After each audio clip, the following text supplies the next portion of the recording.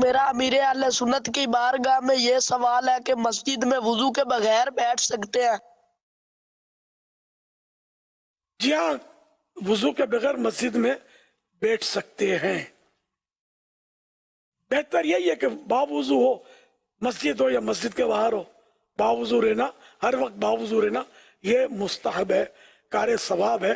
یہاں تک کہ اعلی حضرت رحمۃ اللہ علیہ نے فرمایا کہ کسی کو بے وضو ہوتے ہوئے کوئی مصیبت پہنچی تو اپنے اوپر ملامت کرے، یعنی کہ مطلب یہ تو بے وضو رہا کیوں جو تجھے مصیبت پہنچی۔